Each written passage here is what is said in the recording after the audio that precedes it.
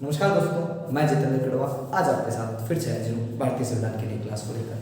पीछे तक हमने अनुच्छेद 28 तक काफ़ी डिटेल से पढ़ा, जिसके अंतर्गत हमने मौलिक अधिकार कुल 4 मौलिक अधिकारों को अच्छे से पढ़ा। पहले हमने पढ़ा समानता का अधिकार, जिसका उल्लेख हमने 14 से 18 तक पढ़ा। दूसरा हमने पढ़ा स्वतंत्रता का अधिकार, जिसका हमने 19 से लेकर 22 तक अध्ययन किया। उसके बाद 23-24 पढ़ा, जिसमें लिखा था शोषण के विरुद्ध अधिकार। उसके बाद पढ़ा 25 से लेकर 28 तक धार्मिक स्वतंत्रता का अधिकार। आज एक नया मौलिक अधिकार जिसका नाम है शिक्षा व संस्कृति का अधिकार, उसको पढ़ेंगे। हेडिंग में करते हैं शिक्षा व संस्कृति का अधिकार।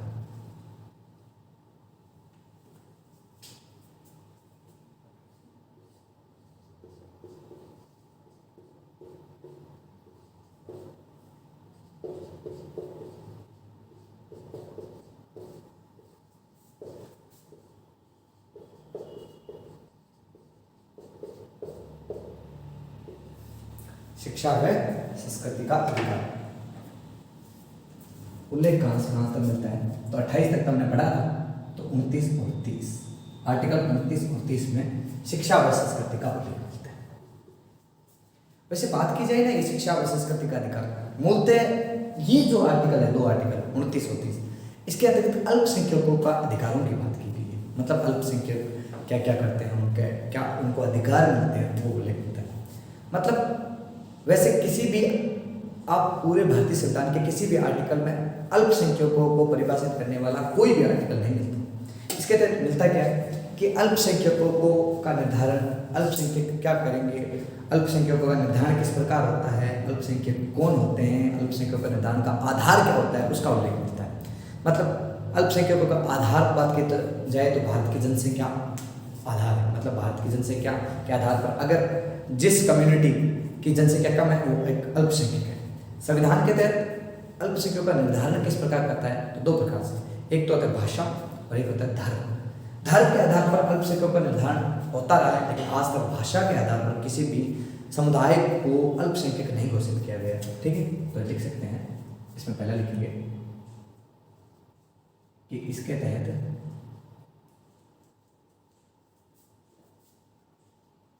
अल्पसंख्यकों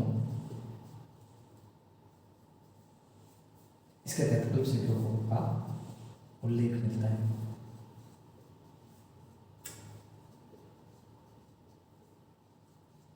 ठीक है, दूसरा लिखते हैं, नोट लगा सकते हो इस बात को तो आप कि किसी भारतीय संविधान के किसी भी आर्टिकल में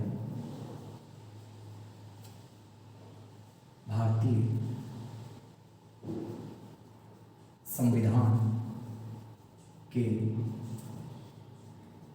किसी भी अनुच्छेद में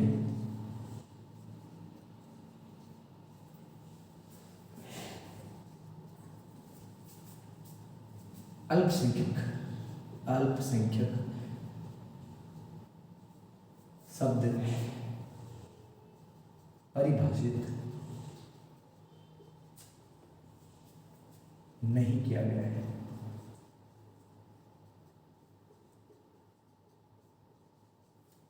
ठीक है, यानी किसी भी अनुच्छेद में अल्पसंख्यक शब्द परिभाषित नहीं किया गया।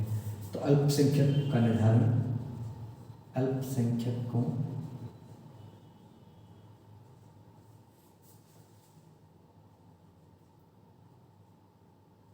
के निर्धारण का आधार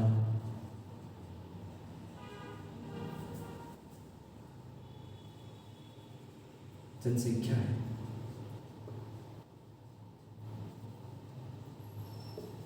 साथ में ये लिखते हैं कि भारतीय संविधान में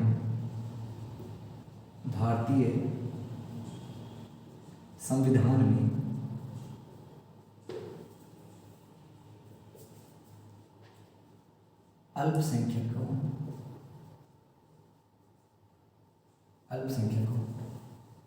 के निर्धारण के 2 आधार उल्लेखित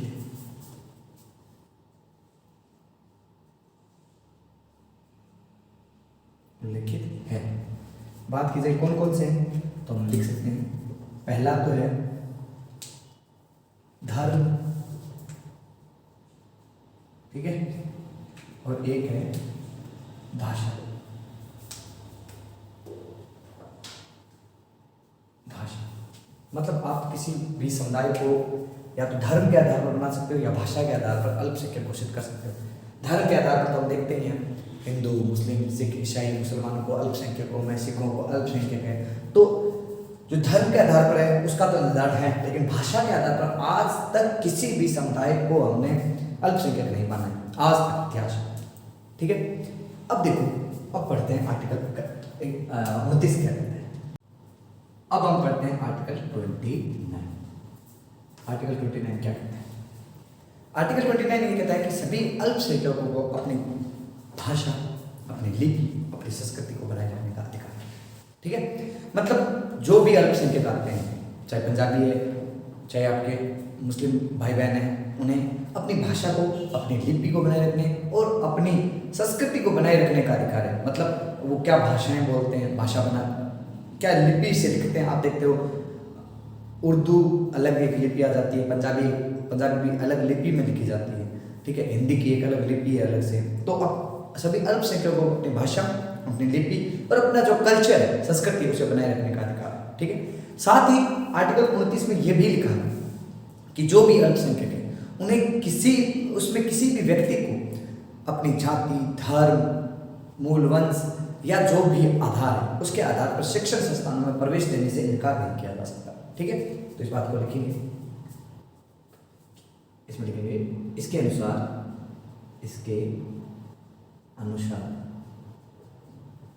सभी अल्पसंख्यकों को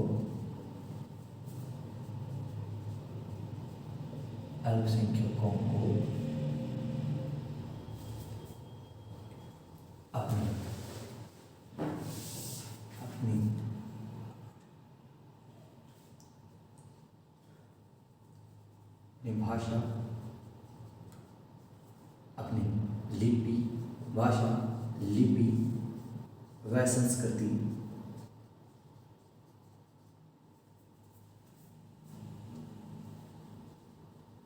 को बनाए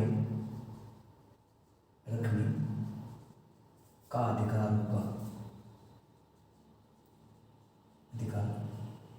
होगा। ठीक है, इसमें दूसरी बात ये भी लिख सकते हैं कि आर्टिकल 29 के अनुसार किसी भी व्यक्ति को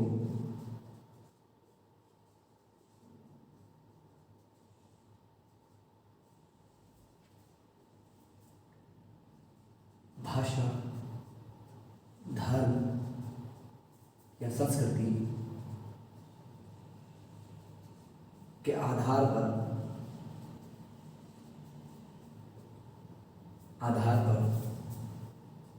शिक्षण संस्थानों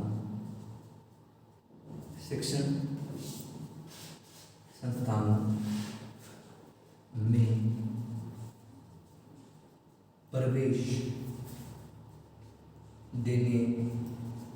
से इनकार नहीं किया जा सकता है या सकेगा, एक ही बात है।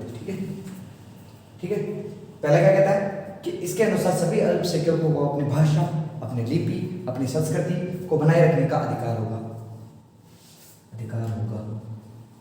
ठीक है, दूसरा क्या कहता है, आर्टिकल 29 के अनुसार किसी भी व्यक्ति को अपनी भाषा, अपने धर्म और अपनी संस्कृति के आधार पर शिक्षण संस्थानों में प्रवेश देने से इनकार नहीं किया जा सकेगा। ठीक है, आप लिख लीजिए।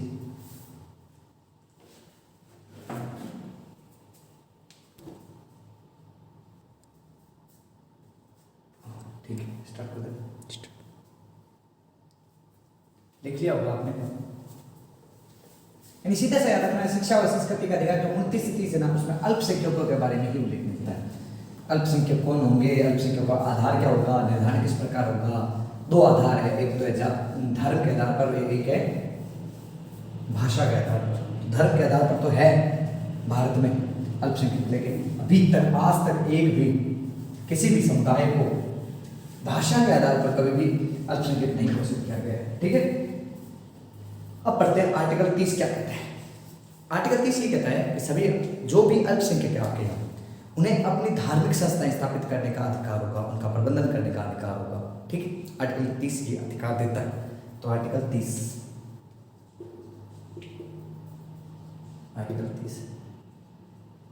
सभी अल्पसंख्यकों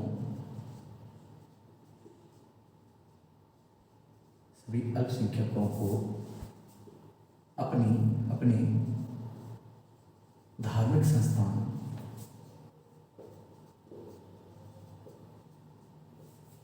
को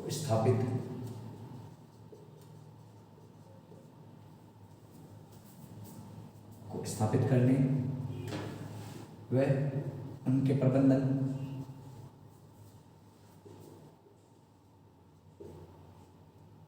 का अधिकार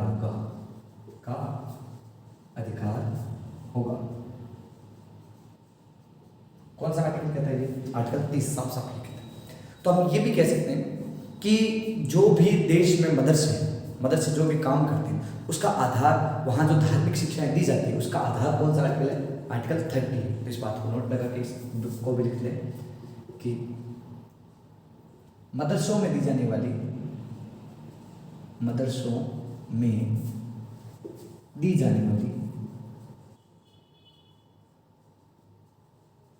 धार्मिक शिक्षा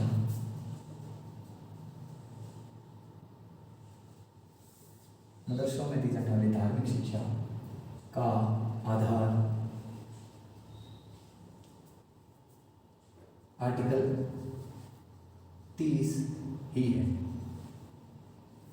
ठीक है, जो भी अधिकार दिए जाते हैं, धार्मिक शिक्षाएं दी जाती है, उनका आधार भी आर्टिकल 30 ही है। ठीक है, फिर आर्टिकल 30 में शिक्षा, जो ये भी बात है कि आपने सुना होगा एक शिक्षा का अधिकार अधिनियम आया था 2000 आया था, सुना होगा, जो 1 अप्रैल 2010 को लागू हुआ था।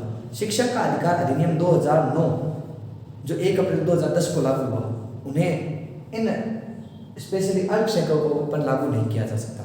ठीक है, आर्टिकल 30 के कारण जो शिक्षा का अधिकार अधिनियम 2009 आया था वो अल्पसंख्यकों पर लागू नहीं होता। तो इस बात को भी नोट लगा रख सकते हैं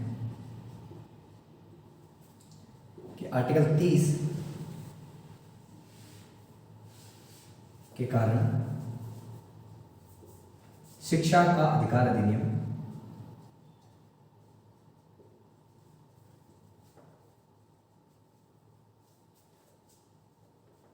शिक्षा का अधिकार अधिनियम 2009 अल्पसंख्यकों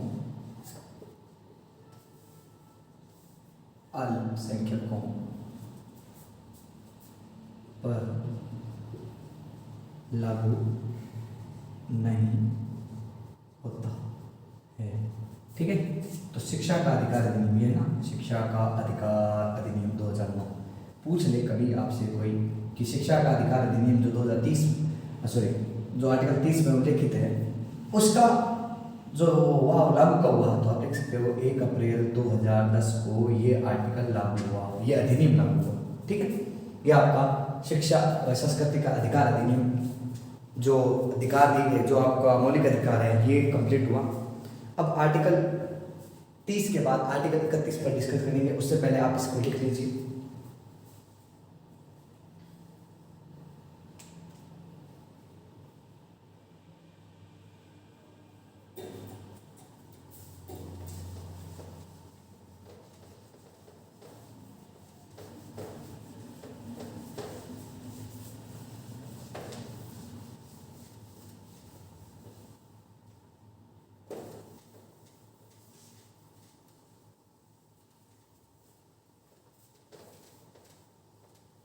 चलिए एक बार वापस डिटेल से लिख देते हैं मौलिक अधिकार कौन कौन से पढ़े हमने। मौलिक अधिकार,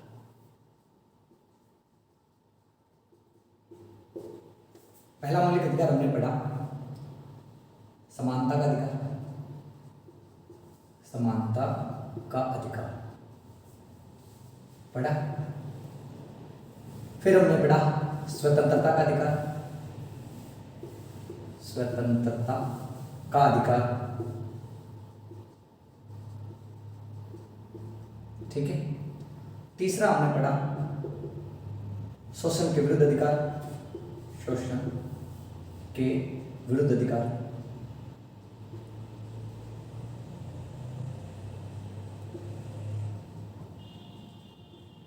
ठीक है। चौथा हमने पढ़ा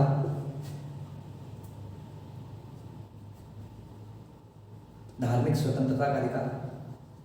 धार्मिक स्वतंत्रता का अधिकार।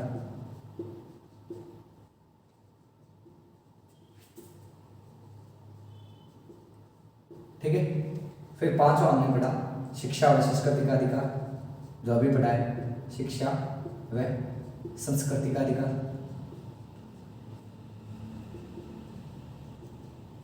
ठीक है, इतना पढ़ा। इसका उल्लेख, वैसे मौलिक अधिकारों का उल्लेख 12 से 35 तक मिलता है। फिर इसका समानता का अधिकार बात करें तो 14 से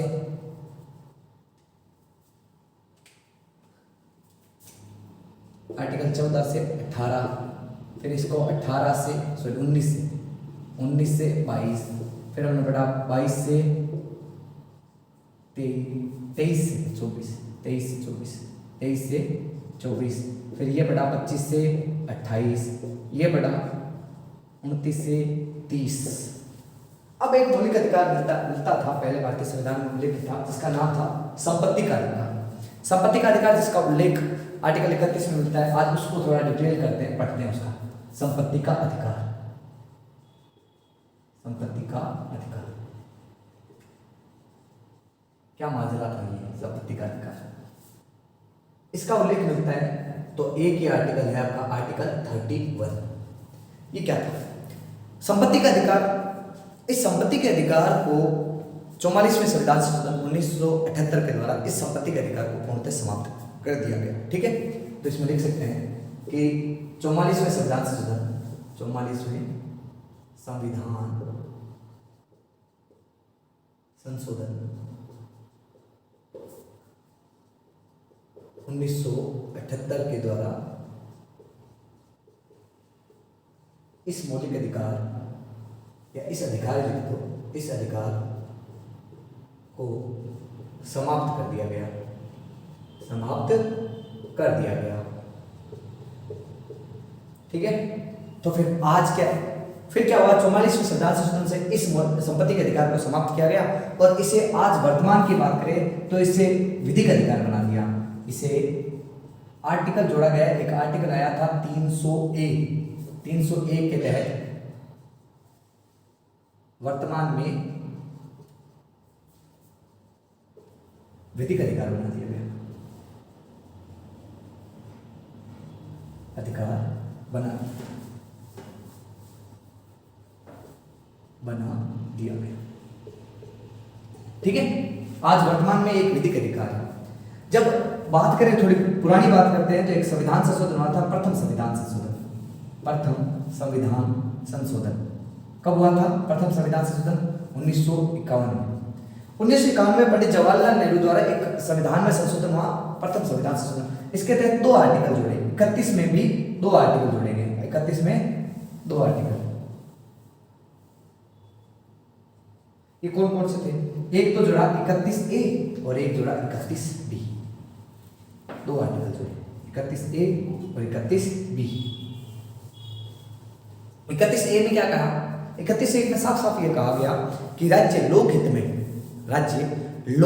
में भूमि या संपत्ति को अधिकृत कर सकते हैं। तो इसमें लिख सकते हैं कि राज्य लोकहित में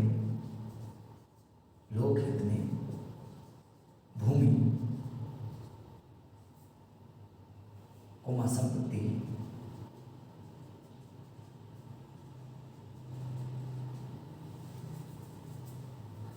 संपत्ति ले सकते हैं। ठीक है, दूसरा क्या कहा गया? दूसरा ये कहा गया कि मौलिक अधिकारों को न्यायपालिका इस प्रकार, जो 31A में जो बात लिखी है उस आधार पर कहा कि इस आधार पर मौलिक अधिकार है आपका, भले ही कोई बात नहीं, लेकिन मौलिक अधिकार के आधार पर आप उसे न्यायालय में कभी चुनौती नहीं दे सकते। इस आधार पर आप इसे कभी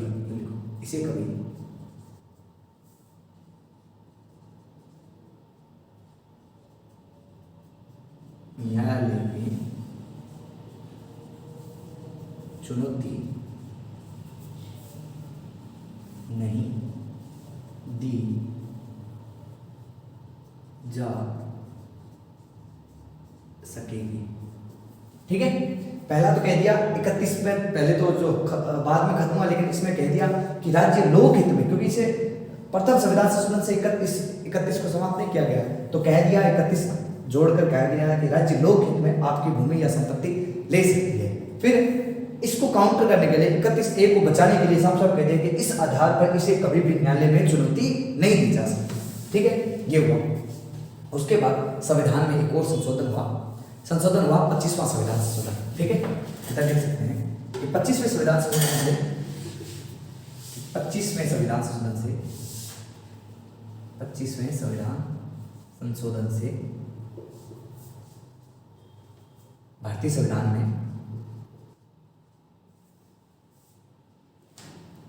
संविधान में 31C नामक नया अनुच्छेद या आर्टिकल जोड़ा गया। ये 31C क्या कहता है? 31C में यह है कि राज्य मौलिक अधिकारों के संदर्भ में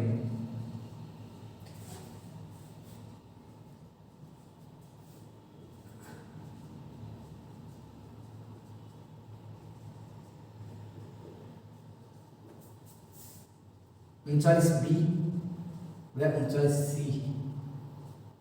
को प्राथमिकता देंगे।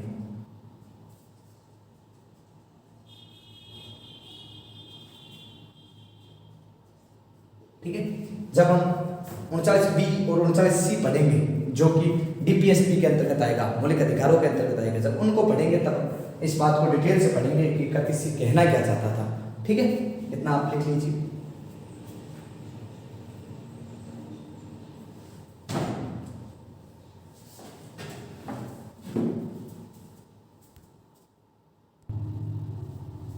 हाँ, एक अब ये याद रखना कि 25वां संविधान संशोधन है ना, ये 1971 में हुआ। यहाँ लिख दो 1971 में।